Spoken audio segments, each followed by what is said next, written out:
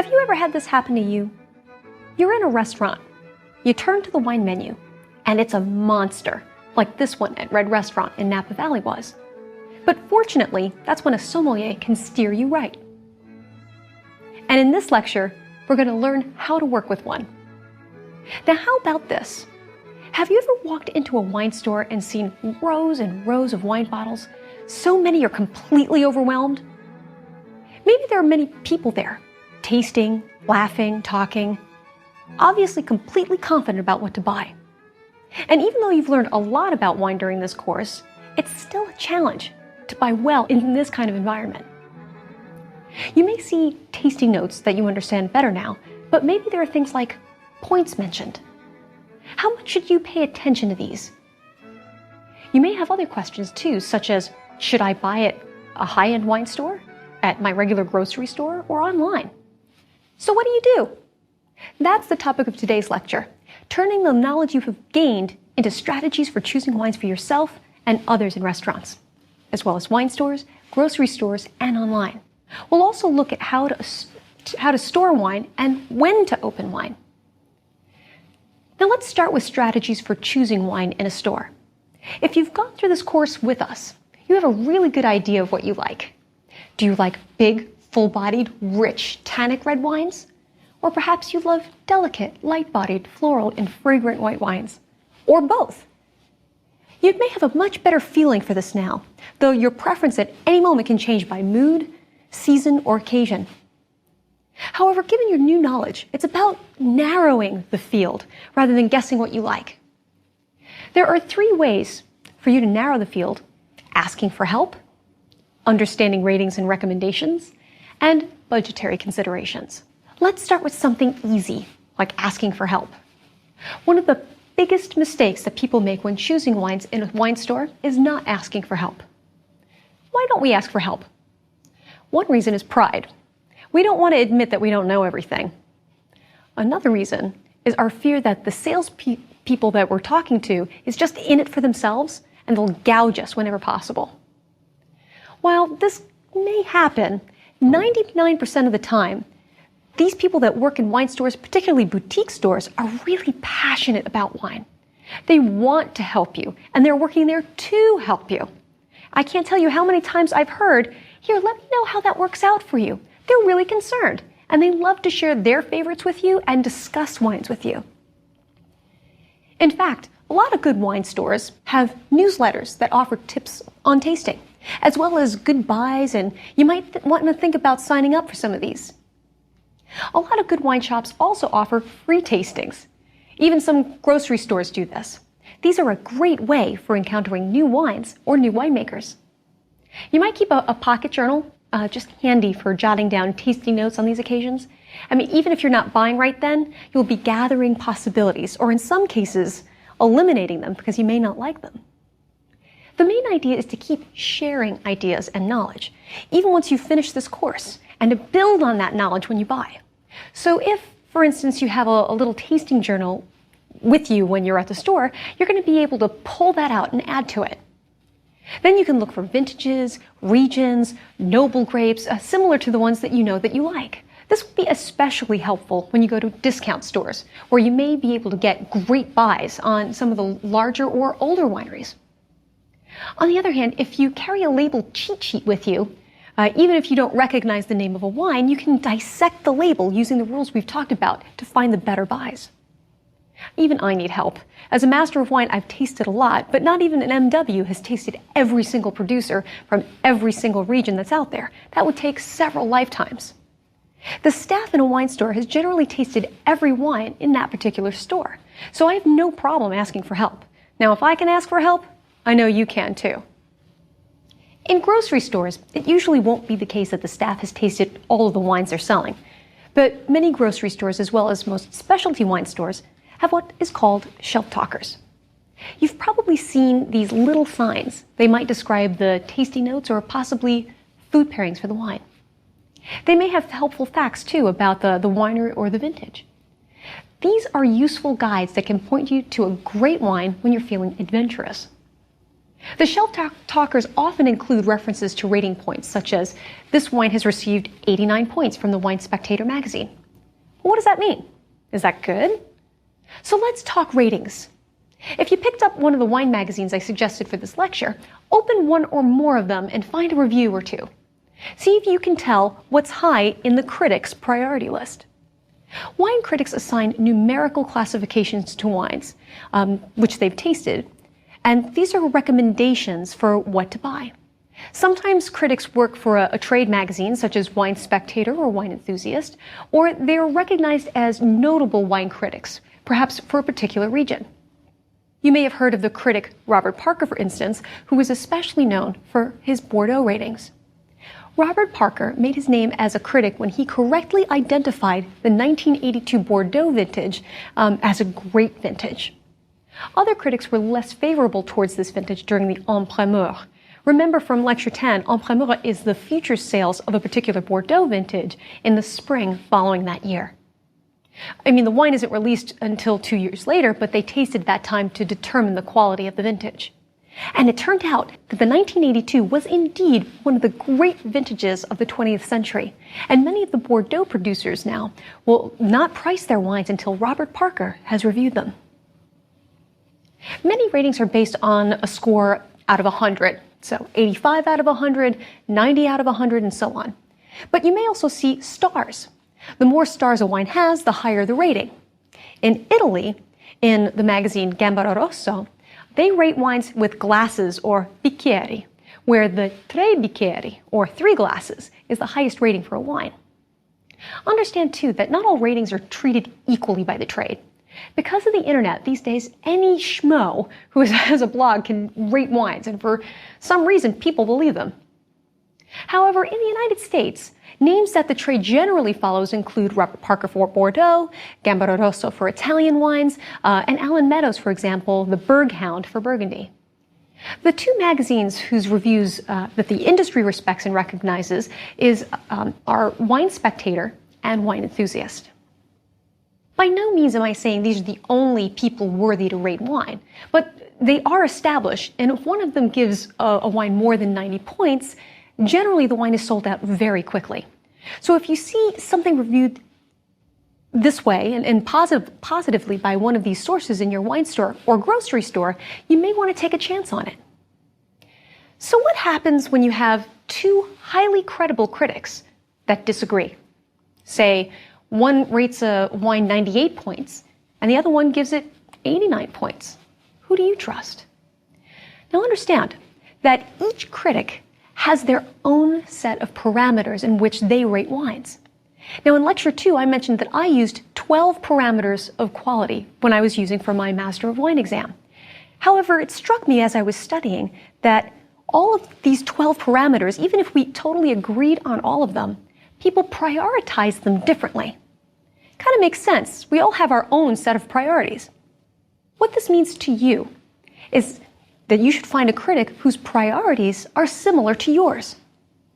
But how can you tell? Just look at what they write. The noted critic Jancis Robinson, who's a master of wine, speaks of refreshment and finesse, and that's mentioned at the top of her notes. While critic James Lowby of Wine Spectator speaks first and foremost of the wine's concentration and richness and jamminess. So who do you trust? The answer is your own palate. If what a critic writes matches your preferences, then follow that critic.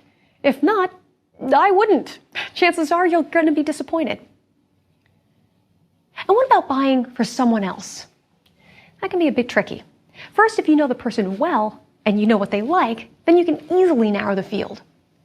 So let's say you're in a wine store trying to choose a wine for someone else, or maybe it's for a party. If you don't know their favorites, you can get some clues to what they may like if you just ask them the right questions before you buy. For example, you might ask them things like, do they like their coffee black, or do they prefer it dark? Do they like dark chocolate?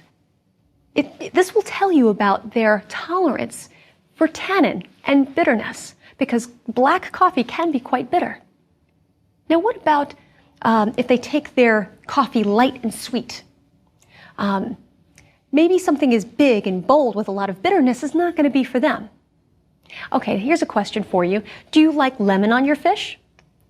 This is going to tell you whether or not you really have a tolerance or prefer to have acidity, because putting lemon on your fish adds acidity. Now, how about, do you like spicy food? Well, do you kind of like it mild, moderate, or do you need it nuclear? That can tell you about their tolerance for spice, but also their tolerance for alcohol level, because they can handle things that are more robust and more warm. These are just some of the clues about how you might choose for someone else based on their preferences. One gift I think is always appropriate for a celebration or party is a bottle of bubbly. Whether it's a champagne or another sparkler, the category itself always connotes celebration. As a gift, it tells a recipient, you are someone special. Or you might get a dessert wine, a sauterne or a Hungarian Tokaj, and that can be an unexpected treat. Now let's talk budget. Are you the type to walk into a store with no idea about how much to spend? The risk with this strategy, or should I say lack of strategy, is that you may walk out with something that you spent way too much on. Or you may walk out with something you bought too cheaply and have unrealistic expectations about how it will taste. So do yourself a favor. Before you walk into the store, plan out your price range. And don't go outside of that range. Your range is something you can easily communicate. And trust me, the people at the store want you to be happy because they want you to come back. Don't assume something that's expensive is always better, though. Do a comparison shop. And remember, you can find incredible values at any price point for every region we've discussed, and especially Chile, Australia, New Zealand, and South Africa. Besides buying in wine and grocery stores, you can also buy wine online. One of our sources for this course was wine.com, but you may also look for databases that will let you compare prices in wine stores worldwide, such as winesearcher.com. When you shop online, make sure that the shipping policy is clear. Many sites have very slow delivery, a week or even many weeks. Also, beware of phantom inventory, wine deals that aren't really available so that you'll end up buying a different wine. Look for real reviews from actual customers. How can you tell if they're for real? Well, not all will be glowing, so some will be actually kind of lukewarm, but hopefully most will be positive. Well, that takes care of buying wines retail. But what about in restaurants? Many people look at a wine list and panic, so they go for a brand they've heard of, or they always choose the same thing. Or they go for either the cheapest wine or the most expensive wine, or wine perfectly in the middle price point, regardless of what it is. However, there are specific producer styles that you may not be aware of. For example, a producer that makes an international modern style Rioja versus a traditional style Rioja, or whether the wine is made in a Syrah style or a Shiraz style, as we've discussed. This is why it's a great idea to ask the sommelier for help. You can be sure that he or she has tasted every wine on that list and can tell you the answer. You might say something like, I'm looking for a medium-bodied red that will go with my pasta. Or, I'm in the mood for a wine with rich upfront fruit. Or, I want a delicate wine to go with our fish. Or, I normally like New Zealand Sauvignon Blancs. What have you got that's different, but just as aromatic and fruity? The same principle holds true as for wine stores. A good sommelier wants to help you find a wine that you like, not a wine that's too expensive for you. So let's go back to Red Restaurant, where sommelier Jason Heller will help us go through the ritual at the table and give us the sommelier's perspective. What is it that a sommelier does? What is it that you do? Well, for me, I think a sommelier is an extra layer of added value, and that value is for your enjoyment. Obviously, we're very aware of the food, the ingredients, and the style of dishes that our own chef puts out. In turn, our wine list, hopefully, we're very familiar with that as well. So we are kind of the connector that actually puts the wine to the food for you. Many people have this fear that what a sommelier does is come over to the table and try to force you towards the more expensive bottles on the list. I would hope that that's not the perception that most people have as sommeliers. They're here to help, plain and simple. You know what? All I care about is what style of wine you enjoy. what fruit flavors you're looking for, what structure you're looking for, and within that, I'm going to find a wine within also the budgetary constraints that you're looking for. I always shoot towards the bottom of the range when it's dealing with somebody for the first time. It's that way where you can find them a wine that is exactly what they're looking for, with the added value of not having to max out the budget that they were looking to spend either. Can you run through the whole ritual of opening the bottle and tasting it and talking us through that? Of course. So the first thing after selection of the wine is that I would come to the table and present it to the host that ordered it. In this case, this is a 2005 Neal Family Vineyards Napa Valley Cabernet Sauvignon. And by doing this is allowing you to view the label, the vintage, and the name of the wine to make sure this is a specific wine that you did order. The next process then, once you've agreed that this is the wine you've ordered, is opening the wine. So then at this point, the sommelier would present the cork to the customer. A lot of people think that they need to pick the cork up, smell the cork. Nowadays, the cork, it's just to make sure it matches what the label says. The label in this case says Neal. You're drinking a Neal Family Vineyard Cabernet Sauvignon. The sommelier then would go ahead and pour a taste for the customer, usually 1 ounce to 1.5 ounces. And at this point, this is for the customer to smell the wine to make sure that the wine is sound, in the sense that the wine is not cork tainted, it's not matterized, and it's not oxidized. It's not necessarily to pour it to make sure whether you like it or not. At this point, you have selected the wine. However, most sommeliers worth their salt, if they recommended this wine, would take it back if it is something that you really, really do not care for and does not fit your palate.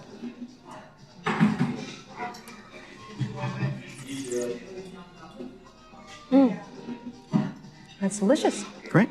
And from there, the sommelier would work themselves around the table, filling all the guest glass, coming back to the host last. And from there, they would go ahead and fill them a full glass also. Upon that, they would normally leave the bottle on the table. And then may I remove the cork from the table? Yes. Thank you. Thank you. I've had some remarkable combinations just by letting the sommelier lead me to them.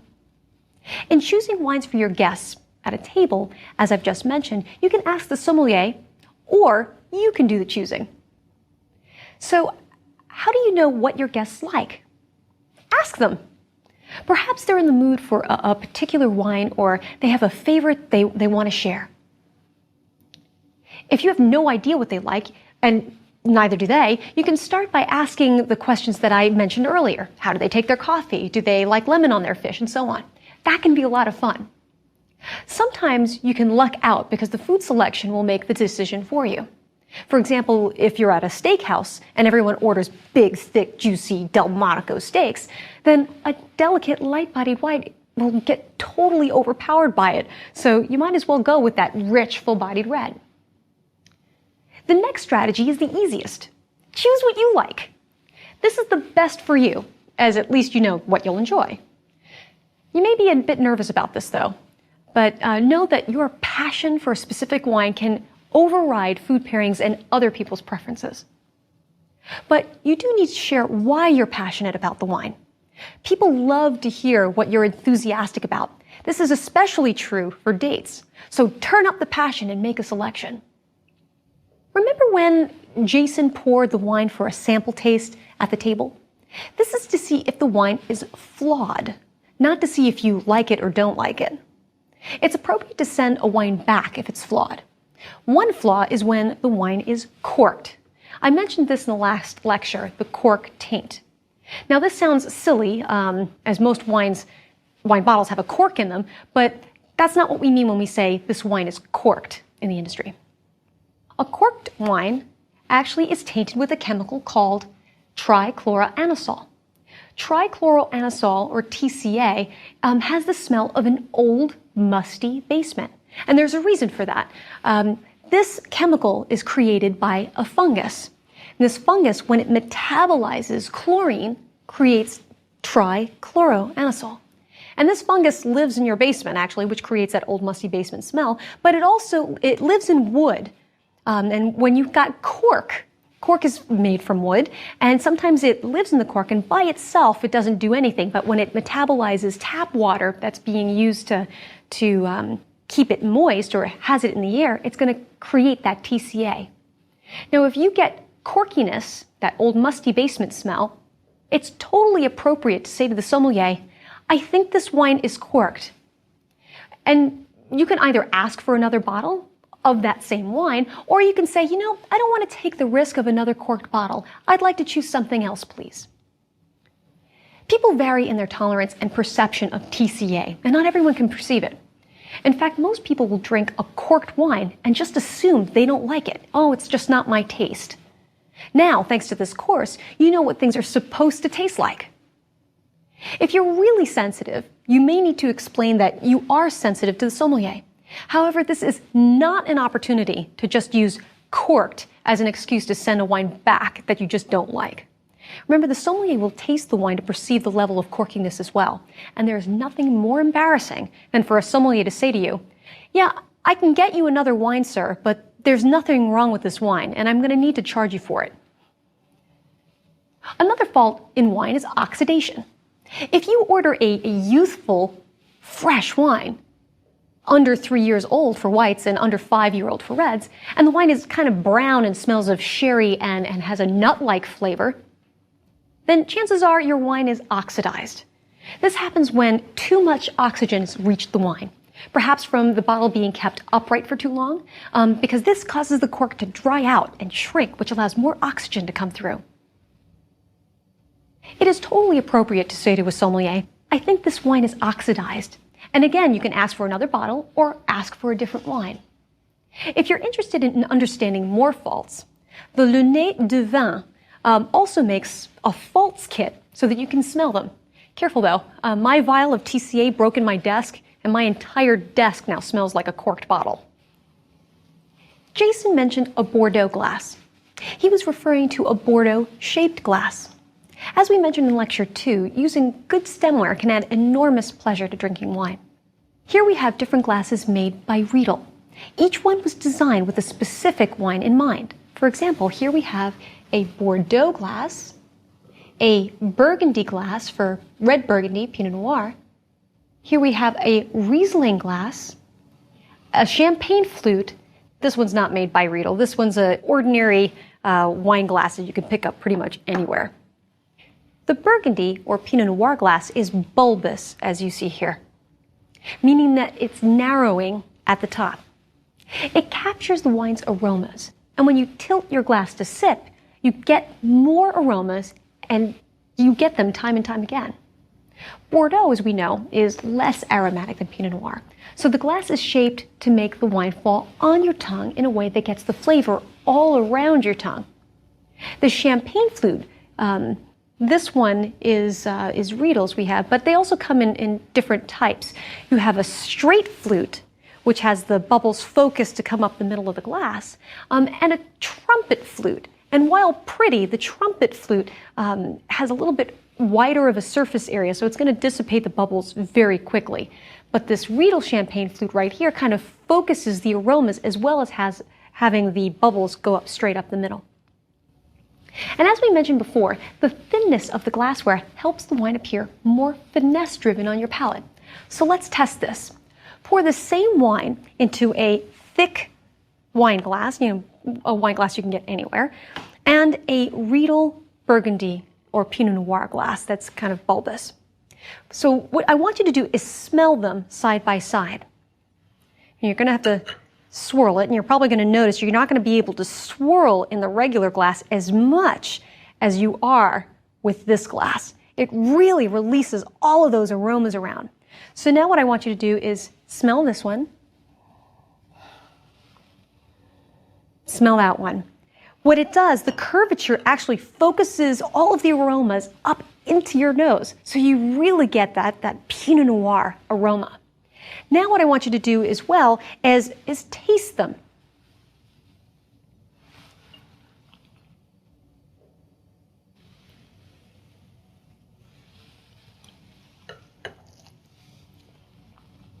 Notice how the Riedel Burgundy glass really allows the wine to fall all over your tongue. And even if you didn't notice that, just notice that how the wine falls on your tongue differently for these two. These are subtle differences, but I hope you can see how it changes how you perceive the wine. And that's the reason why they've done it. Riedel was the first to produce different glasses for different grape varieties and wines. But now there are many different types of stemware on the marketplace. Great stemware can add so much to your enjoyment. Now, how long are you supposed to age your wines? When I first met my husband, he only knew two things about wine: the brand Robert Mondavi and the phrase, the older the better. It's a myth that all wines get better with age. Actually, most wines are intended to be consumed young, meaning within the first few years after the vintage. Only a small percentage of them can last longer, and those include classified growths and sweet wines in Bordeaux, quality wines in Burgundy, vintage Champagne, vintage Port, Madeira, and so on. However, these don't last forever either. Knowing when to open them depends on you more than anyone else.